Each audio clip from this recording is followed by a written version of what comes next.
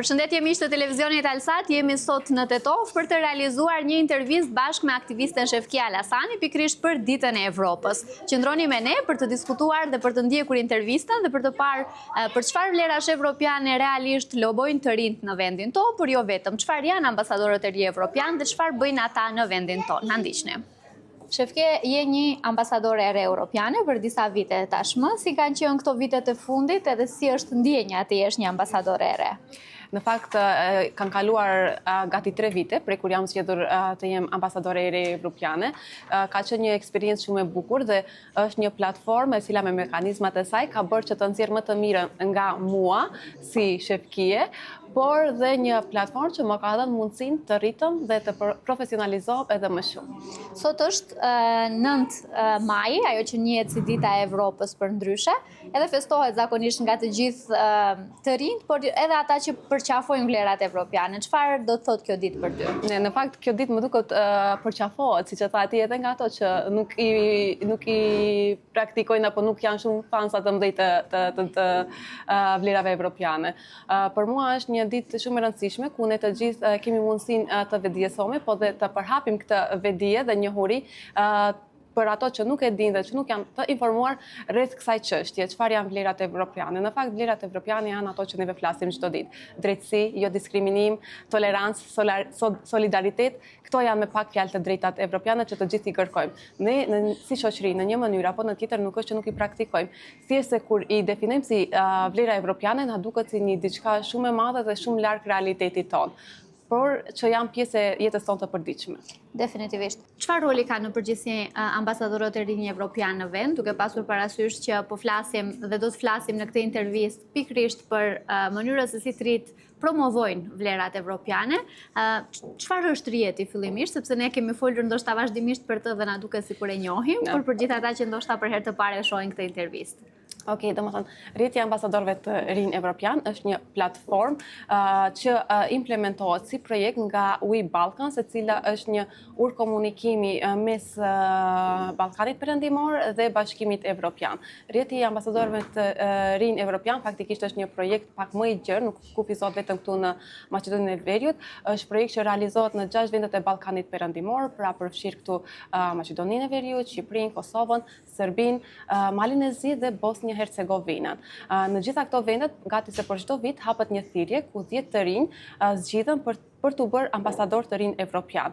10 të rinj, domethënë, që vinë nga profesione të ndryshme, nga mosha 18 deri në moshën 30 vjeç, por që kanë diçka të përbashkët. Domethënë, të gjithë këto ndajnë bashkë vlerat evropiane. Dhe duke qenë se këto janë pjesë e rrjetit, kush më mirë se vetë të rinjt nga shoqëria e tyre apo nga vendi i tyre mundën akoma më bukur t'i prezantojnë dhe t'i paraqesin ndaj shoqërisë, komunitetit ku ato jetojnë vlerat evropiane dhe t'i kyçin ato që i kanë afër vetes nëpër le të themi aktivitete apo evente të ndryshme.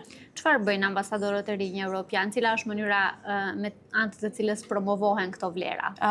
Mënyra nga më të ndryshmet. Për shembull, çfarë mund të bëjmë neve tash duke promovuar projekte që Bashkimi Evropian ka financuar në vendin tonë, po ndalëm të vendi jonë, me që normal që intereson është më shumë këtu në Maqedoninë e Veriut, projekte të ndryshme që kanë ardhur këtu në vendin tonë përmes fondave evropiane dhe mbase njerëzit shumë pak dinë për këto projekte dhe duke shkuar atje në vend të real dhe duke i prezantuar, duke organizuar evente të ndryshme, qofshin ato kulturore, qofshin sportive, qofshin edukative dhe duke thirrur sa më shumë njerëz që të bashkohen për këto evente, duke u bërë pjesë e kampanjave të ndryshme për ngritjen e vetdijes, për çështje të ndryshme sociale këtu në realitetin tonë, po dhe shumë tema të tjera. Për shembull, momentalisht neve detyra jonë kryesore është që ta promovojmë dhe të nxjerrim sa më shumë njerëz që të kyçen në një event shumë të madh që organizon delegacioni evropian këtu në Maqedoninë e Veriut, që është të gjithë për Koçanin,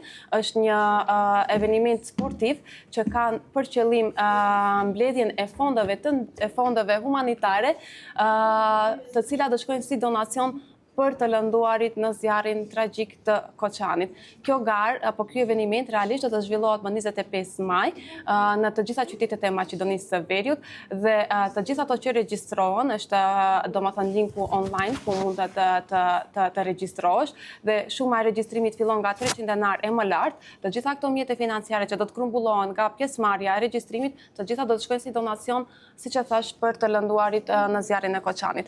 Vrapi do të jetë 5 kilometra, po duhet ta kem parasysh shikuesit se nuk do të thotë që ti duhet të jesh atlet për të marrë pjesë. Ideja është edhe socializimi përmes këtyre aktiviteteve, domethënë nuk ka nevojë të kesh ndonjë kondicion kush e di sa të madh, ka pjesë që për ato që nuk janë të përgatitur shumë fizikisht, mundet këtë marsh ta bëjnë edhe duke ecur, jo duke vrapuar, dhe do të jetë një eveniment shumë i bukur ku ne të gjithë do të vim bashkë për një qëllim të caktuar dhe do kontribuojmë për një kauzë shumë të madhe. Për më shumë informacione të gjithë shikuesit mundet të vizitojnë online të gjitha faqet e Europe House në për vendin tonë dhe të informohen më shumë rreth këtij aktiviteti. Të gjitha këto aktivitete realizohen në kuadër të shtëpive të Evropës, që ne i quajmë, ose Europe Houses në të gjithë vendit. Tani më, nëse nuk gaboj janë 7, po se që po. Më duket, për të mos... 6-7, po aty jemi. Aty jemi. Në shumë qytete në Maqedoninë e Veriut, çfarë roli mendon që luajnë këto shtëpi të Evropës, pikërisht në këtë për të cilën flasim, promovimi të drejtave edhe lirive të njeriut, promovimi i vlerave evropiane për të cilët apo këta të rinj lobojnë çdo ditë. Unë mendoj që gjëja kryesore që këto shtëpi na ka dhënë mundësinë është hapësira që të rinjt kanë për të edukuar, për të nxitur debat, për të zhvilluar mendim kritik, po dhe për të ekspozuar kreativitetin e tyre. Për shembull në Strugës, qytetit nga unë vi, ka munguar shumë një hapësirë të tillë alternative, një vend për gjeneratën e re, ku ato ta kenë të lirë, ta shfrytëzojnë për qëllime të mira dhe për nevojat e tyre. Qoftë nga, për shembull, nëse kemi të rinj që janë artistë të mirë dhe çdo herë kanë pasur dëshirë të realizojnë një ekspozitë, por ju ka munguar hapësira ku ta realizojnë, tash e kanë një hapësirë të mrekullueshme ku ato mund të realizojnë një ekspozitë. Ka një aktivitet tjetër, për shembull, dikush don të realizojë një rrjedhë të rrumbullakët informative për një temë të caktuar, prapë ka një hapësirë për ku ato mundën ta shfrytëzojnë, domethënë pas një farë lloj pagese, pa asnjë farë lloj obligimi, pa asnjë farë lloj stresi dhe mos flasim për kushtet edhe ambientin e këndshëm që ju ofron kjo lloj hapësire. Domethënë, mendoj që direkt ndikon letimin në ngritjen deri diku të standardit jetësor për të rinj dhe për aktivizimin e të rinjve, e cila është një temë në vete që kërkon shumë diskutim se sa janë aktiv të rinj dhe kur flasim sa janë aktiv të rinj, neve harrojmë ndonjëherë ta theksojmë se dhe nuk kanë hapësirë ku ato ta tregojnë aktivizmin e tyre. Ka mënyra se si Bashkimi Evropian po kontribuon për shpërndarjen e këtyre të vlerave evropiane që po themi ne dhe sidomos në dhënien e mundësive të rinjve konkretisht? Po realisht kjo është një ndër ato mundësi që na jepën, domethënë në momentin kur ke një hapësirë të mirë, të pastër, të ngrohtë, të bukur, ti automatikisht krijon të hiqet ajo pjesa e objektit apo ku duhet të realizohet. Ku duhet të realizohet, po në një farë mënyrë ngrihet dhe standardi se si duhet të duket një ambient ku neve duam të realizojmë një eveniment të caktuar. Ne jemi mësuar çdo herë në kushte minimale në hapësira, jo të pastra, që duhet i pastrojmë vetë, që duhet me ke parasysh vetë se ti vin vetë nga ke një prapavi të gjatë në aktivizëm dhe disa shumë mund kërkon realizimi i çfarë do të qoftë eventi. Vetë fakti që sjell bën bashk të rinj që nuk njihen me njëri tjetrin, por kanë një qëllim të përbashkët rreth një teme të caktuar, le të flasim, nuk e di, qoftë për edukim, qoftë për të drejtat e njeriut, varësisht tema, dhe një hapësirë ku krijon rrjete të ri, miqësh dhe kontaktesh dhe ku takohen mendje të ndritura, mendoj që kjo automatikisht gjithashtu ndikon në të themi shpërndarjen apo le të themi po shpërndarjen e vlerave të mira për shoqërinë tonë. Në përgjithësi, në opinion thuhet që të rinjt janë jo aktiv, sidomos gjenerata Z nuk po kontribuon shumë në shpërndarjen e këtyre vlerave. Si mendon si është etik këtë çështje duke pasur parasysh që rrjeti ka mbi 200 anëtar? po janë bërë mbi 200 anëtar, domethënë që nga viti kur ka filluar ky rrjet të implementohet. Kjo është një tim që nuk mund të flas ta generalizoj apo të flas në përgjithësi që po janë aktiv, jo nuk janë aktiv. Mund ta them se në çdo komunitet ka grupe të caktuar njerëzish, sidomos të rinj që janë me të vërtet aktiv, kanë me të vërtet shumë potencial, po ka nga ato që duhet t'i shtysh shumë, t'i motivosh shumë, që janë shumë pasiv, që nuk kanë dëshirë të informohen, që nuk ju bën përshtypja që dhe ky grup për mua është shumë shqetësues duke pas parasysh faktin në kohën kur ne jetojmë, sidomos koha ku interneti më ka bërë të vetëm dhe na jep akses në çfarëdo lloj informacioni dhe shumë pak duhet të bëjmë për të ecur përpara, për shkak se informacioni është një klik larg. Mendoj që kjo e bën shqetësuese faktin. Po, ka nga ato që janë aktiv, ka dhe nga ato që nuk janë aktiv. Nuk mund të flas me numra saktë se kush, cili grup është, po shqetësues si mund të jetë pasiv një grupi të caktuar, sidomos të rinj, në një kohë si kjo e sotshme. Ne kemi një rritje të lëvizjeve të djathta në përgjithësi. Në Evropë kemi Trumpin në Amerikë që kanë sjell disa prej shqetësimeve kryesore për të cilat ambasadorët e ri kanë vite që lobojnë. Si e sheh këtë pjesën edhe të larjes së trurit në thojza, po e them me gjëra të cilat deri dje kanë pasur rëndësi dhe duket sikur sot po kalojmë në një shoqëri më tradicionale, më konservative, më larg pikërisht këtyre vlerave evropiane. Ne realisht se këtu jetojmë në një shoqëri që gjithjetës është në tranzicion dhe kemi qenë çdo herë një shoqëri që me fjalë jemi pro traditave dhe tradicionales, po me vepra nuk më duket që jemi dhe aq shumë. Nuk e di, nuk mundem të besoj që këto ndryshime do të jenë afatgjate, duke pas parasysh të rinjt edhe investimin e madh që është bërë në promovimin e vlerave e lirisë së shprehjes e demokracisë dhe mund të zhduket domethënë ashtu si asgjë. Thjesht mendoj është çështje kohe dhe mbase çdo shoqëri ka nevojë kompas kohë për ndryshim, pasi ndryshimi na rifreskon dhe ndonjëherë na hap syt akoma më shumë të dimë çfarë duam dhe çfarë nuk duam. Domethënë kjo thjesht është një përshtypje imja personale, nuk e di se sa është reale, po të paktën kështu unë mendoj. Rrjeti ambasadorëve të ri funksionon në mënyrë vullnetare, do me thënë të gjithë ambasadorët punën që e bëjnë në mënyrë vullnetare. Sa mendon nga ajo që ti ke parë që të rinjt janë të vetëdijshëm për vullnetarizmin dhe sa duan të kyçen në një punë vullnetare, duke pasur parasysh që sot gjithmonë më tepër kalojmë nga ajo pjesa e kapitalizmit ku gjithkush sheh përfitimet individuale. Po, fatkeqësisht po, edhe mendoj që edhe këto rrjetet sociale e kanë bërë të vetën duke krijuar atë bindjen se parat fiton lehtë, se ti duhet pak të japish dhe të marrish shumë dhe e kanë vërit duke qenë se punoj me të rinjt në ngjarje të ndryshme, e kanë vërit këtë lloj kulture. Është kriju kjo që ti nuk ka nevojë të punoj shumë, duhet marri shumë, po mendoj që kur përballen me realitetin dhe ato e kuptojnë që nëse nuk i ofron diçka nuk mundesh dhe të marrish. Dhe që ti të ofrosh diçka duhet të kalosh nëpër disa faza në jetën tënde. Dhe si i ri që je duhet patjetër të kyçesh. Puna vullnetare ti mendon që i shërben dikujt tjetër, por realisht puna vullnetare të shërben ty personalisht, sepse të ndërton si njeri, të mëson të krijon disiplinë, po dhe të krijon shumë njohuri. Unë vite më parë, domethënë kur kam filluar si në shkollë të mesme, po dhe në universitet edhe mbas, si kam diplomuar për një kohë të gjatë jam marrë me punë vullnetare. Ndonjëherë ndoshta për shkak se s'kam pasur zgjidhje tjetër, për shkak se është dashur të punoj diçka, ndonjëherë sepse e kam shijuar, pa marrë parasysh ajo që unë jam sot është domethënë investimi që unë e kam bërë tek vetja si duke punuar vullnetarisht. Dhe të rinjt duhet ta kuptojnë këtë dhe mendoj që duhet të kyçen më shumë dhe të jenë më të vetëdijshëm rreth kësaj çështje. Në cilat sfera zakonisht punojnë ambasadorët e rinj evropian dhe sa mendon që është e rëndësishme të jenë të zëshëm në një kohë kur e thamë po, kemi një rritje të djathtës, këto veprimet e Trumpit po diskutohen aq shumë, apo jemi kthyer në një deri dje na interesonte të qenurit të barabartë, të diversitetit dhe gjithçka tjetër dhe në një moment të caktuar duket sikur filluam të flasim për gjëra të tjera dhe filluam të mos jemi shumë pro këtyre koncepteve. Në një kohë të këtillë, sa e rëndësishme është që këta të rinj të jenë të zëshëm? Neve, në fakt, Motoja kryesore e ambasadorëve të rinë evropian dhe Bashkimit Evropian është të bashkuar në diversitet. Dhe unë e përmenda më herët se vlerat kryesore të Bashkimit Evropian janë solidariteti, toleranca, drejtësia, jo diskriminimi. Dhe këto janë të drejta universale në fakt për çdo qenie njerëzore. Nuk duhet të ketë një platformë apo një union apo një bashkësi shtetërore që të na i definojë neve këto. Unë pak të mendoj që këto vlera duhet na burojnë neve nga brenda si njerëz.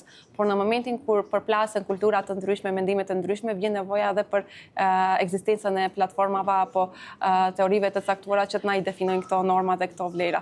Në një periudhë kaq si të them, delikate si që është kjo e sotmja, ambasadorët të rinj janë model në shoqërinë tonë dhe ato duhet të jenë të zëshëm dhe duhet të bëjnë ndryshimin dhe duhet të ndikojnë pozitivisht në komunitetin ku ato jetojnë. Ndryshimi pozitiv fillon njëherë nga vetja dhe pastaj tek të tjerët, duke qenë shembull për shoqërinë, për të rinjt dhe për gjithë rrethin tënd, por dhe duke i motivuar ato që të jenë më tolerant, më mendje hapur dhe duke i treguar se thjesht kjo gjë nuk arrihet përmes nuk e di diçka ekstreme të madhe filozofike, thjesht arrihet përmes bashkëpunimit, përmes diskutimit, përmes një evenimenti kulturor, përmes një evenimenti sportiv. Kjo është diçka shumë e thjeshtë dhe që vjen shumë natyrshëm. Dhe është jetike domethënë për ne, sidomos për ambasadorët e rinj evropian në këtë moment ta tregojnë dhe të jenë më të zëshëm. Për çka përfitojnë të rinjt prej programit Erasmus? Okej. Programi Erasmus është një program ku unë vetë kam qenë pjesë të tij, dhe atë shumë vite më përpara, 2013-ën, dhe kur e kthej kohën mbrapa bëhet fjalë për shumë vite. Unë atë kohë isha studente dhe në universitet u njoftova për këtë program që ishte komplet abstrakt për mua, edhe më abstrakt për shoqërinë time dhe për familjen time. Domethënë ky program të jep mundësinë që si student një semestër ta bësh në një universitet të Bashkimit Evropian, diku jashtë, pa obligim financiar personal dhe përmes bashkëpunimit të universiteteve, pra dhe procedurat administrative janë shumë të thjeshtuara. Për mua ishte një ëndër gjithmonë që të studioja jashtë vendit dhe kjo ishte një mundësi që ta realizoja në një farë mënyrë ëndrrën time. Por duke qenë se një vajzë dhe diçka e panjohur për shoqërinë tonë, ishte pak problem derisa binda familjen dhe gjithë që të jem pjesë e këtij programi, pasi aplikova pata fatin të përzgjitëm dhe sot edhe pas kaq shumë vitesh e mbaj mend domethënë akoma si një ndër eksperiencat më të bukura të jetës time, eksperienca e cila më ka transformuar mua si njeri, jo vetëm në aspektin akademik, ku vërtet ke mundësinë të mësosh në një universitet evropian, pasi ne çdo herë kemi bindjen që në Perëndim, në Evropë gjithçka është më e mirë, po dhe në aspektin personal. Domethënë, mësimi kryesor që unë kam marrë nga kjo eksperiencë është se ne kur jetojmë në një rreth të mbyllur, në një shoqëri tonën, mendojmë që universi rrotullohet rreth nesh, mendojmë se ne kemi gjithë problemet e botës dhe thjesht kjo ndikon pastaj që të izolohesh edhe në trurin tënd dhe në mendjen tënde të jesh shumë e kufizuar.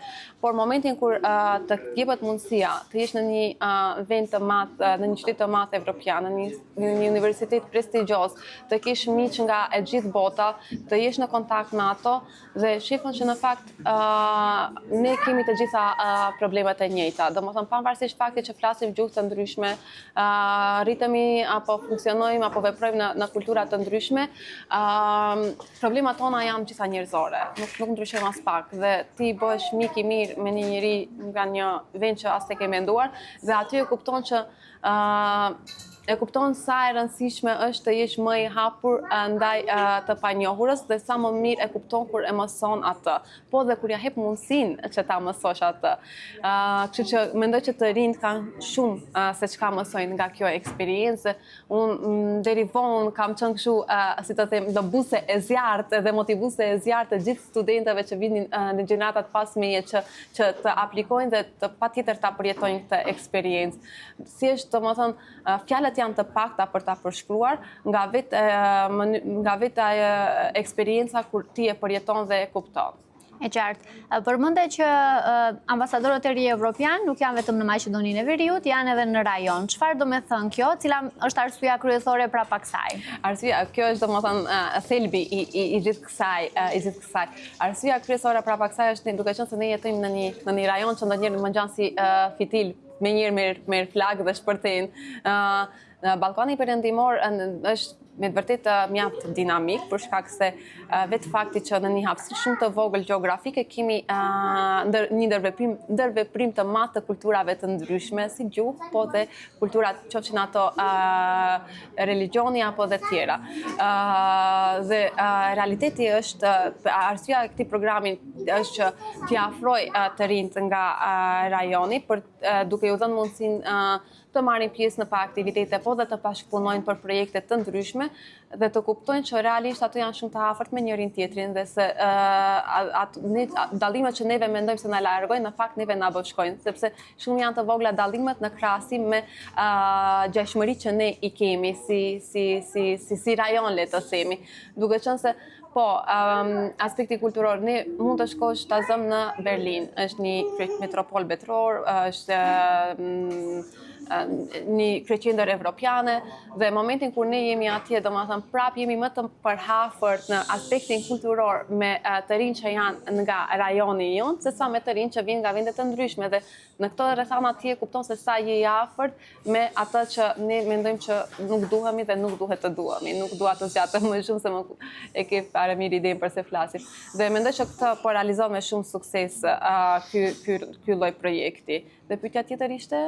Kjo në përgjithësi, qëllimi kryesor i rrjetit dhe si ndihmon në afrimin ndoshta të dhe ajo që e bën më të bukur në parafrimin e këtyre gjenerata janë mënyrat se si bëhen këto parafrime, sepse ne jemi mësuar që vetëm politikisht ti shohim këto parafrimet apo bashkëpunimet, jo.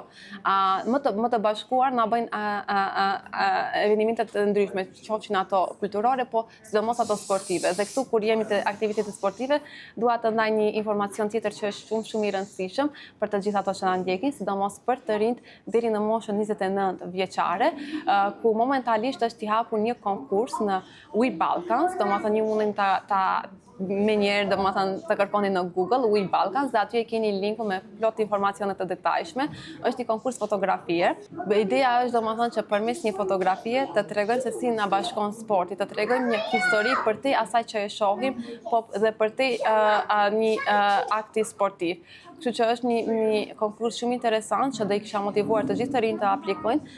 Fituesit të këtij konkursi të jepet mundësia që të marrë pjesë në festivalin sportiv më të madh që do të realizohet në kryeqytetin e Slovenisë në Ljubljanë. E qartë. Një mesazh për fund, diçka që don t'ju thuash të rinjve në përgjithësi? Unë çdo herë nisem nga eksperienca ime personale dhe kur e mendoj çfarë do kisha bërë nëse kisha mund të kthej kohën pas, do kisha lexuar, do kisha mësuar akoma më shumë. Prandaj, lexoni shumë, mësoni shumë dhe dilni nga komfort zona, eksploroni më shumë. Faleminderit shumë Shefkie për këtë intervistë. Faleminderit që je gjithmonë e gatshme të flasësh për çështjet evropiane, duke pasur parasysh se për ne është shumë e rëndësishme. Është shumë e rëndësishme dhe për mua është gjithmonë kënaqësi. Faleminderit.